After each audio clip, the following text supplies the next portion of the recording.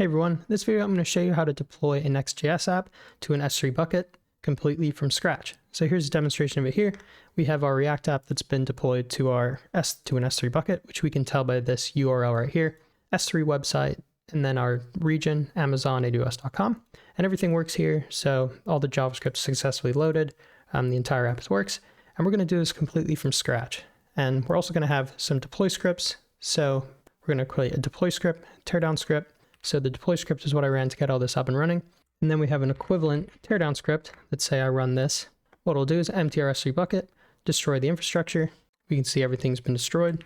Now if I go back to this URL, refresh, we can see that everything's been torn down. So we can no longer access it. The bucket's been teared down. So we're going to build all of this completely from scratch. Here's an example of the directory. So this is where our deployment scripts are going to be. This is our Next.js app. And this right here is all our Terraform code. All this code will be available in my Medium, link in the description. If you like content like this, subscribe to my YouTube channel, follow me on Medium. Also check out my software and courses in the description. Okay, so to start this project, what I have right here is just an empty directory. Before we get into this though, something that's important to mention is that Next.js apps by default are server rendered. And this means that they rely on a node server to dynamically generate HTML for each request. And on the other hand, an S3 bucket can only serve static files like HTML, CSS, and JavaScript. It can't actually run a server. And this means that we need to tell Next.js to pre-render all pages as static HTML, CSS, and JavaScript in our output directory. And if we do this, this means that our entire app can be hosted on S3 as a purely static site. And this is fully compatible with S3's static website hosting. And if you're curious, telling Next.js, and we'll get all into this as we're coding, but telling Next.js to pre-render all pages as static files is actually very simple. I'm just using Next.js's configuration file. And we'll get started on that first. The first thing I'm going to do is just create a directory called front end. And this, of course, is where all of our Next.js stuff is going to be. And to create this, I'm just going to use the command npx create next app at latest. If I run this, I'm just going to do all the defaults. So I'll just call it my app. We're going to use TypeScript, ESLint, we're going to use Tailwind, yes to a source directory. We're going to use the new app router, as opposed to the page one, and we'll use TurboPack. And we're also going to use the @alias to make our imports cleaner, and we'll just use the default one. All right, and now we just wait for everything to be installed. So it's installing our dependencies and our dev dependencies. And after it's done that, what I'm actually going to do, I'll delete this front end. What I should have done is just named this front end. So I'm going to change the name of this to front end. And then to check things out, let's change directory in here and run npm run dev just to make sure that everything is working correctly. So I believe it's port 3201. So if I run this, here's our Next.js app. So what I want to do is just get this deployed onto an S3 bucket. And it shouldn't be too hard. Let me move that out of the way. The first thing we need to do, and this has to do with the static site generation stuff that I mentioned previously, is we need to go into our configuration file, which is called next.config.ts. And the option we want to do is output, and for what we're going to use is export. And what this line right here does is it ensures that Next.js exports static files instead of relying on a node server, which of course makes it compatible with S3 hosting because all our stuff will be static files. And this is all we're going to do in our Next.js app, so that should be very easy. Next, what we're going to do is start our infrastructure, so our Terraform code. And I'm going to do all this in a folder called IAC for infrastructure as code. And the first file we're going to create is s3.tf, and this file will define our S3 bucket, access controls, website configuration, basically the majority of our stuff. And the first thing we're going to do is just create an S3 bucket, which is done with the resource AWS S3 bucket, and then we just specify the bucket name, which we will do with variables. The next thing we want to do is set some ownership controls, and this resource right here basically controls who owns objects when they're uploaded to our S3 bucket. So this configuration is actually especially important when multiple AWS accounts or services are involved. It isn't actually required for basic S3 setups, but it's usually just best practice. So if you want an example of this, if CloudFront, say, writes logs, or when you upload objects through different methods, this resource right here ensures our AWS account owns all objects in the bucket, not the service that uploaded them. So bucket owner preferred, we own the bucket. Basically, we own all the objects that are inside it. Now let's make our S3 bucket public. And then of course, this makes it so other people can access it. And we do this with the resource S3 bucket public access block. And essentially all this stuff right here, so setting everything to false, just makes it possible to make the bucket publicly accessible. And a quick note is in production, I would not recommend setting your S3 bucket to public. Instead, I would keep it private and I would spin up, say, a CloudFront instance in front, set it something called an origin access control to access the stuff inside the bucket. Look for videos like that on my YouTube channel if you're curious on that. The next thing we're going to do after this is we're going to create our static website configuration. So under here, this is something called S3 bucket website configuration, and it basically makes the S3 a static website. So it's S3's hosting feature telling S3 how to serve files like a web server.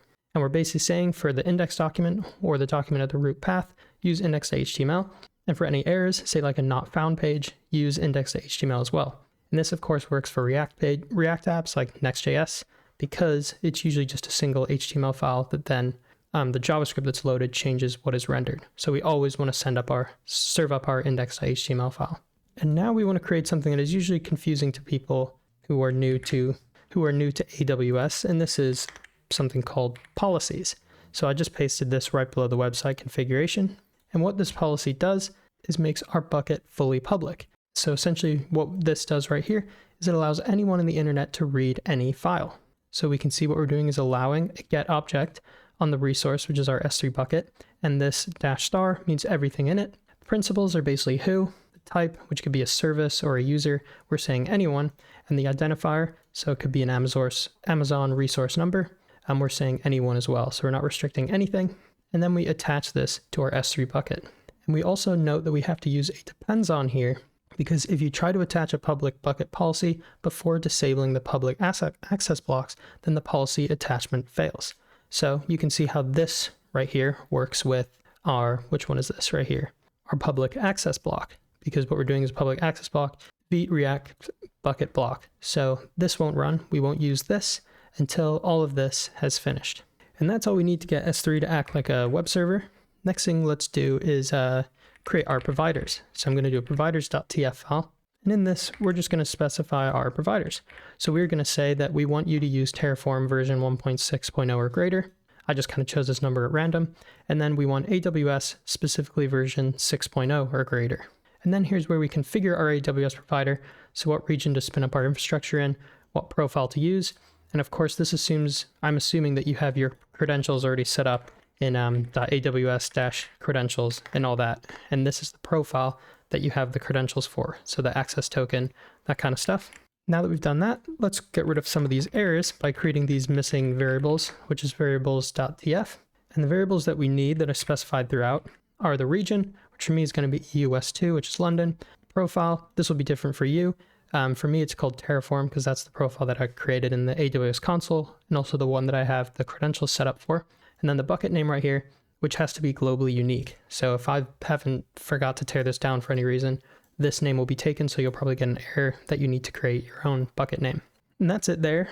Now let's just create our outputs, which is basically just some handy stuff that we're going to use in our deployment scripts. So we're going to try and automate this as much as possible. And the outputs we're going to put our bucket name. So we're going to output the name of our bucket and also the bucket domain name, which this is the endpoint to access it on the internet. That's all we need to do here. Next thing we want to do is create a bin folder, which we're going to have two scripts. We're going to have our deploy.sh, and then we're also going to have our teardown.sh. And by the names, you can probably guess what they do. Our deploy script, and I'm actually just going to paste this in, and don't worry, I'll go over line by line of what's going on. And remember also that all this is available on my Medium, so check the description.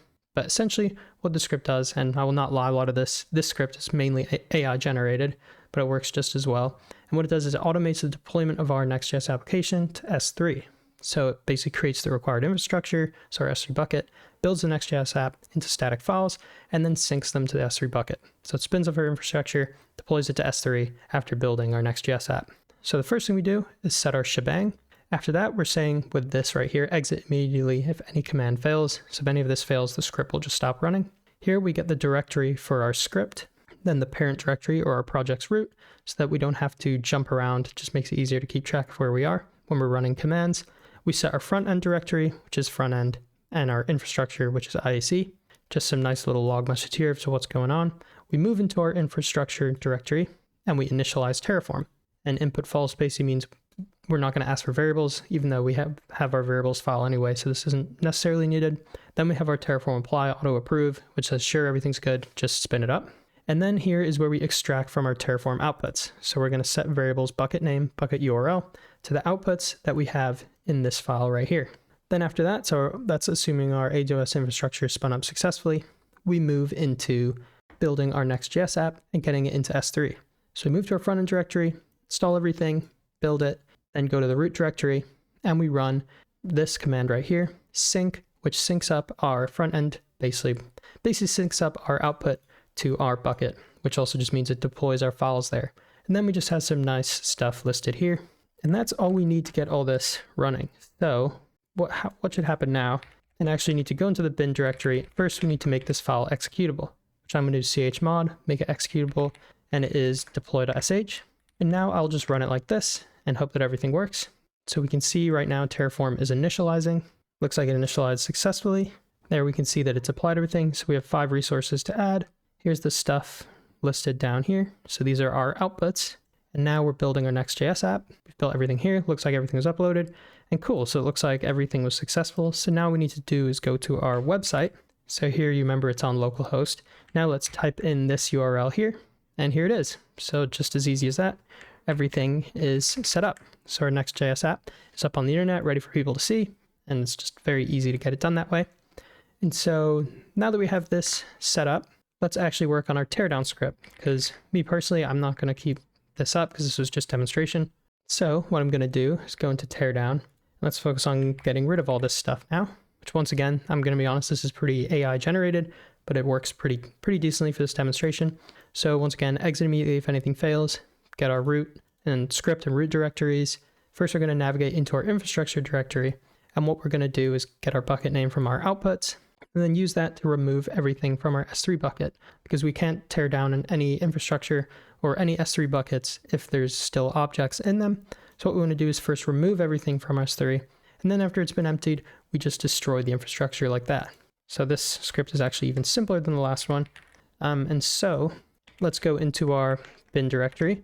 Let's make our teardown script executable, and then let's just run it and see if everything works. So everything was deleted, then we're destroying the infrastructure, and everything was destroyed. So that's really easy to do. Now let's go into this Next.js app, and let's try and access again. Now we get 404 not found, because everything has been obliterated, I guess you could say. Cool. And that's how easy it is to get all this set up. I want to thank you for liking and subscribing. Check out my software and course in the description. Follow me on Medium for the code as well, and take it easy.